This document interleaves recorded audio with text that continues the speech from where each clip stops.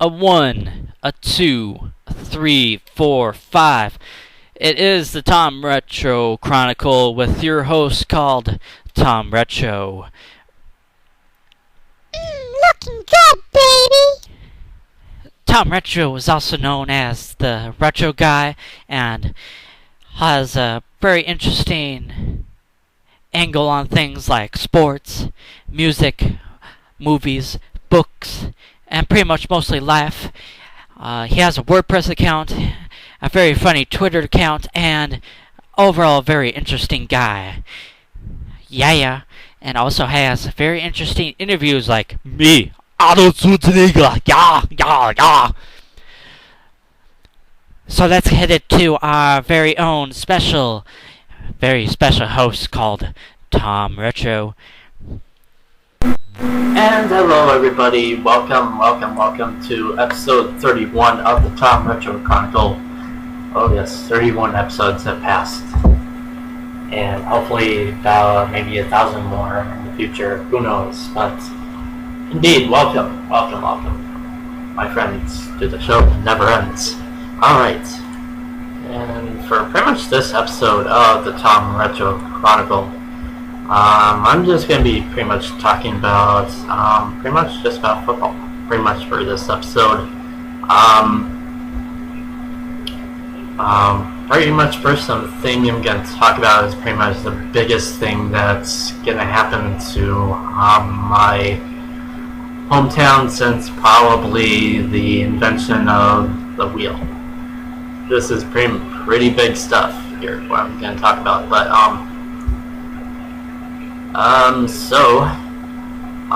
then we'll talk about just a little bit about the Week 2 NFL recap or something like that, and then I will do my Week 3 predictions.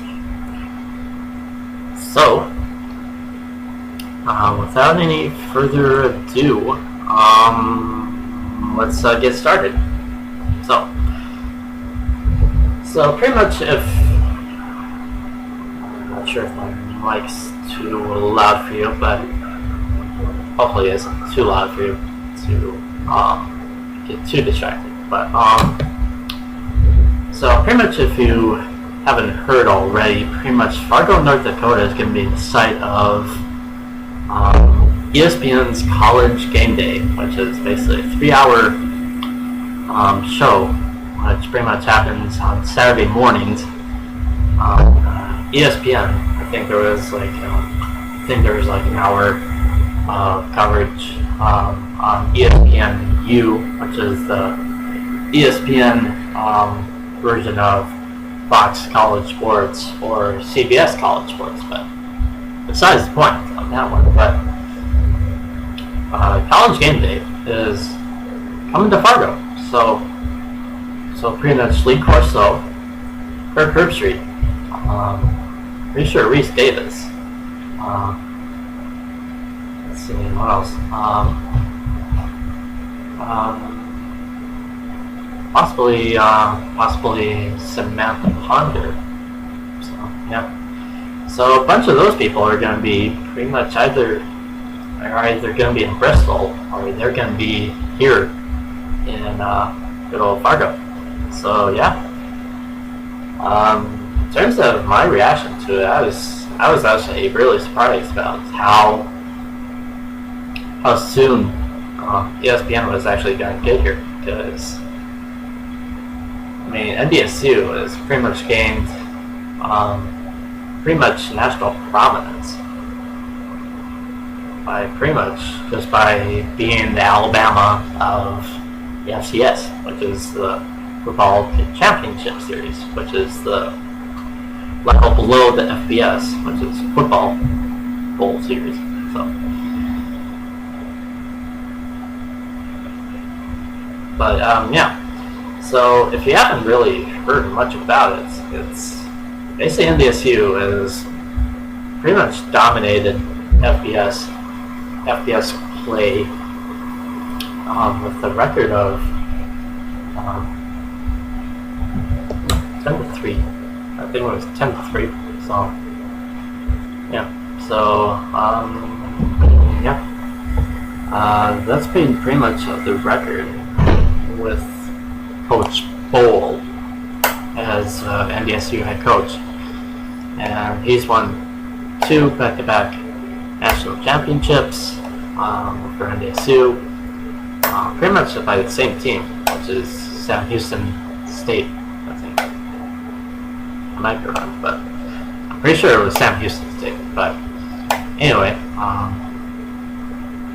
so far so good for NDSU. I mean, they upset the Big 12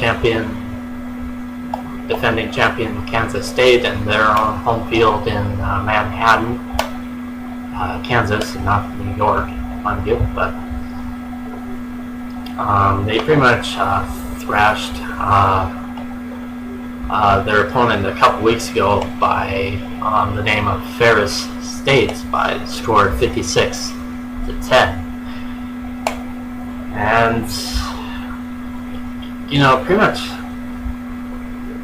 for those who do not know, I'm pretty much a Bison fan at heart. I mean, pretty much I was a Bison fan when I was a kid. I mean, I could remember a bunch of times when me and my family used to go to the NDSU homecoming parade, which usually takes place in October, Saturday mornings in October. So then I used to go to games with my dad, Bison games with my dad, back in the day when they were a Division II team.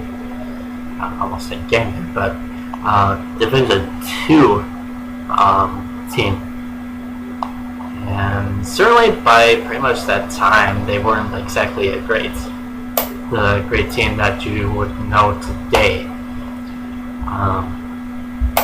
But yeah, I suppose I'm still a Bison fan at heart, even though I didn't really go to that school. I mean, I went to MSUM, but if I had to choose between the two of them, I'd still go with MSUM because pretty much they're my alma mater, and I pretty much love that school to death. So I just don't really care. So yeah. So in terms of me going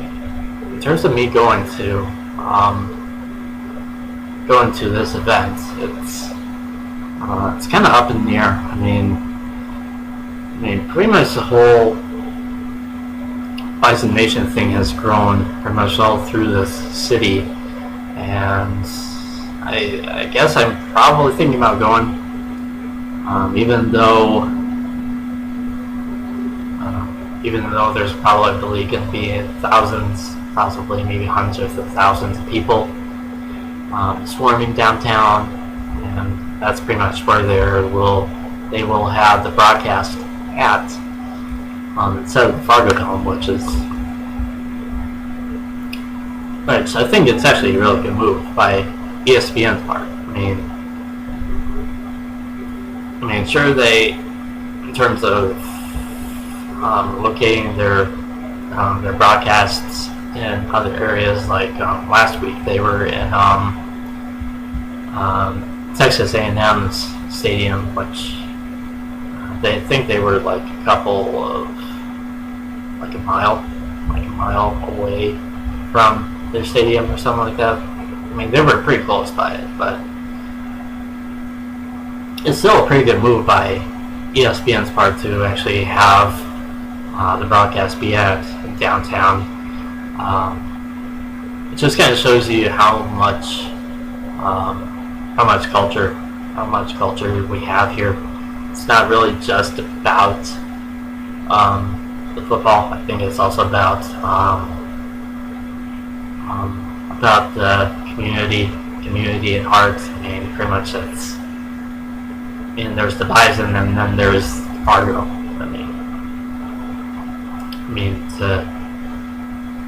it's pretty exciting stuff. So, plus they're pretty much going to be right at the Fargo Theater, which is easily the most easily recognizable building that pretty much anybody will notice. I mean, it's part of the National Registry of Historic Places. I mean, it's pretty easy to figure out that.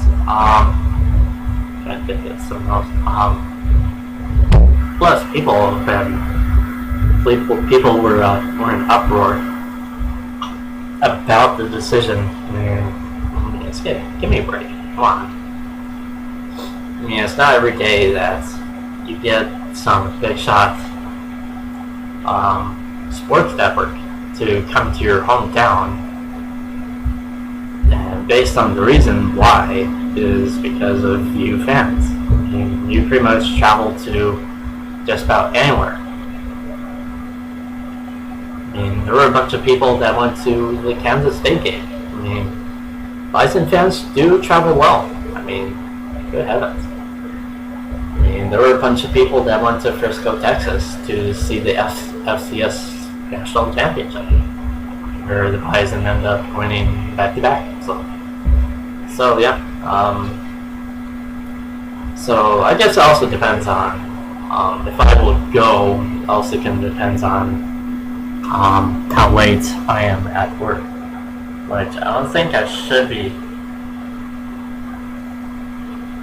I think I should be pretty much done by the time that I do decide to wake up. But if I do decide to wake up, it's probably going to be sometime around 7 a.m. just to see those guys on the stage. Possibly maybe take a few photos or something. I don't know, but that's just me. So that's pretty much all I have to say about this topic. So let's get on to week 2 recap. And pretty much my week 2 predictions pretty much held up to the bargain. Even though Patriots are pretty much in trouble. They're in deep trouble unless Rob Gronkowski, until Rob Gronkowski gets healthy, Tom Brady is pretty much left with Julian Edelman and pretty much a bunch of no-name receivers. So, yeah, he is definitely in trouble, and the Patriots are in trouble. But hold the Jets to 10 points, well, sure, 13 is not exactly that much of a big deal, but it's something, you know. Yes, they still have a pretty nice defense, a better defense than they had a couple of years ago, when their defense was pretty much ranked in the bottom cellar of the league, right next to the Packers. God, so help me. Yeah.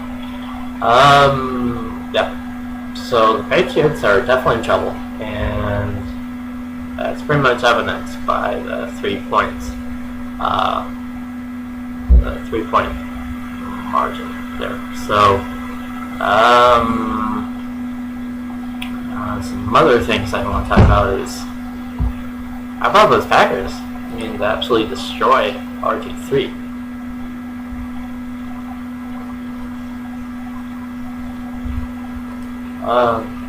Sorry, I was a little distracted there, but pretty much absolutely thrashed the Redskins by 18 points. How about Aaron Rodgers, man? Aaron Rodgers was on fire. Jesus. So the Packers are 1-1. They're back to 500, and then they pretty much play against the Bengals, which I will have that pick coming up a little bit later. So definitely get excited for that.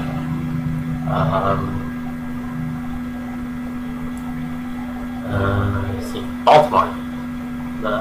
Just want to comment on the Baltimore-Cleveland game. You know, Baltimore actually pulled this off by about 8 points. I certainly thought that. I mean, there were certainly some doubts about Ravens actually winning this game, and I was actually pretty close to actually picking the Browns in this game. I was actually a little bit surprised that the margin was actually that close. But Carolina Panthers are 0-2. That much big deal, even though Ron Rivera sucks. That's the head coach for the Panthers, and Cam Newton is this god among men quarterback. So, how much else to say about it? We have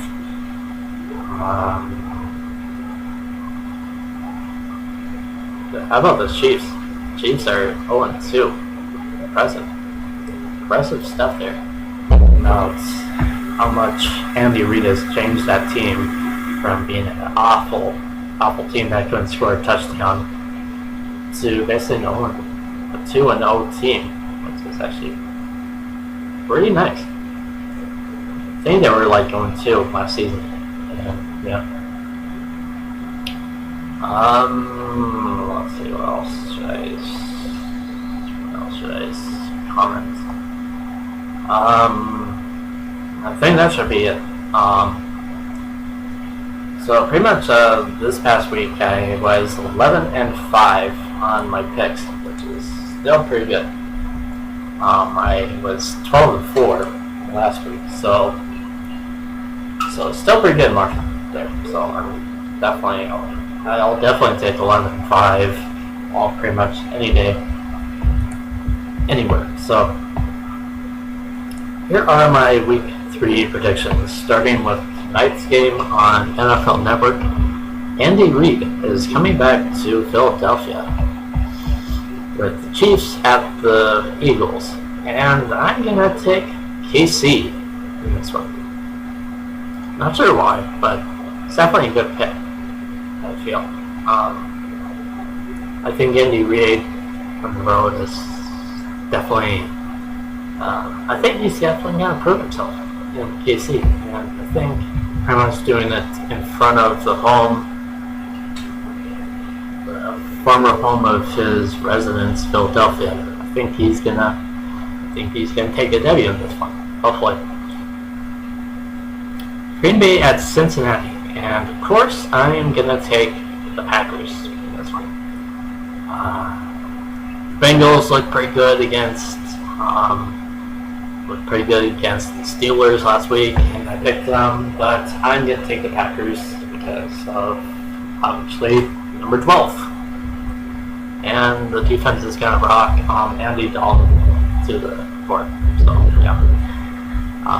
St. Louis at Dallas, and I'm gonna still take the Cowboys in this one, even though they absolutely sucked. They sucked last week because they didn't win against a pretty average KC team at the time, I suppose. But pretty much last week's game against the Cowboys versus the Chiefs was the Chiefs' first big test. Yeah, I think they pretty much passed the test and become a pretty nice team. Yeah, so I'm gonna still take Dallas over the Rams. San Diego at Tennessee, and I'm gonna take the Titans. I don't feel really good about this game. It kind of reminds me of Queasy cafeteria lunch. Yeah. So I'm gonna take the Titans in this one. Cleveland at Minnesota, and I'm gonna take the Vikings in this one because the Browns are the Browns, and there's heartache, and then there's being a Browns fan. I feel so sorry for Cleveland Browns fans. I mean, the trade Trent Richardson, your only good player, to the Colts for a first round pick is absolutely ridiculous. Why?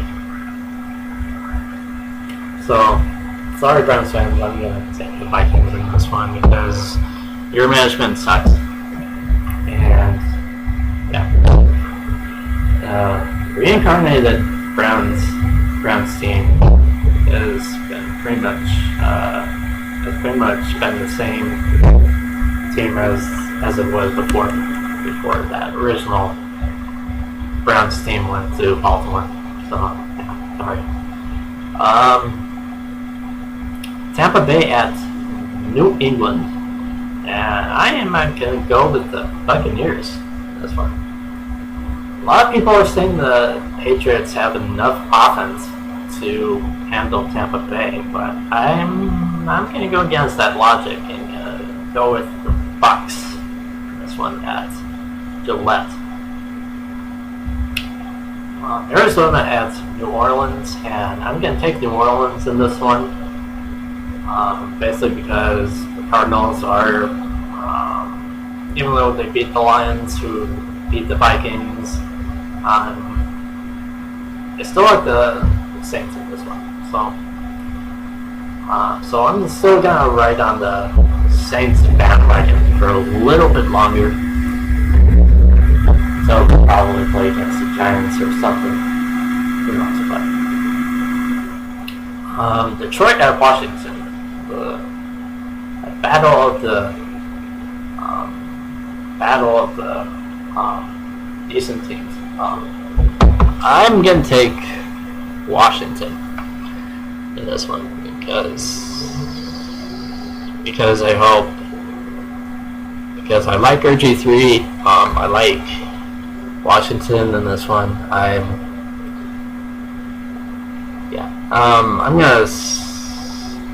gonna sell the Lions in this one. So yeah, sorry about that, Lions fans. I don't really care about your game anymore. So Washington, go Redskins. So Giants at Carolina.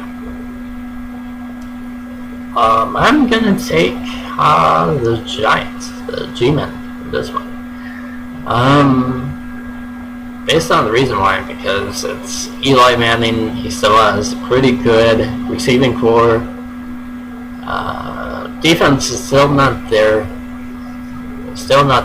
as of yet, but still I'm going to take the Giants in this one because I'm not really too comfortable in picking the Panthers in this one. Houston at Baltimore. And I'm going to take Houston to upset the Ravens at home. Why? I don't know. I guess I'm going to take this as a upset special. So yeah. I'm gonna take the Texans. Yeah. So let's see here. Atlanta at Miami, and I'm gonna take the Falcons in this one because I don't think I'm sold on the Dolphins in this type of matchup against a pretty good team still in Atlanta. So yeah, we can take that. Let's see what else. Buffalo at the Jets, and I'm going to take Buffalo because the Jets are a wreck. The Jets are pretty much a wreck. So yeah, go Bills in this one. Quite possibly the best game of the week is Indianapolis at San Francisco. And I'm going to take the Niners in this one. It's going to be a pretty good game, I feel. It's probably going to be on CBS. So yeah, definitely get excited for that one. So go Niners in that one. Let's see, Jacksonville at Seattle. And with pretty much good reason, I'm going to take the Seahawks in this one. Because Jacksonville is pretty much the closest thing to a college football team at this point. They're pretty much awful.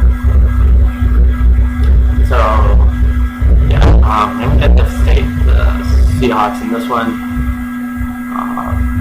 The NBC Sunday night game is Chicago at Pittsburgh, and I'm going to take the Bears in this one. If this was the game a couple of years ago, this game would be pretty good. Definitely two teams with deep, rich tradition and history. Pittsburgh was once an NFL team before it became part of the AFC. I still take the Bears in this one, despite all that. That's all on the Steelers' defense or offense to win at home against the pretty good Bears team. Oakland at Denver. And this one is the Monday Nighter. And this one looks awful.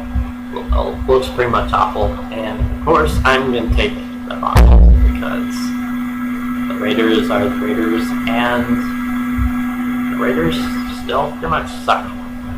So those are pretty much my picks for week 3. So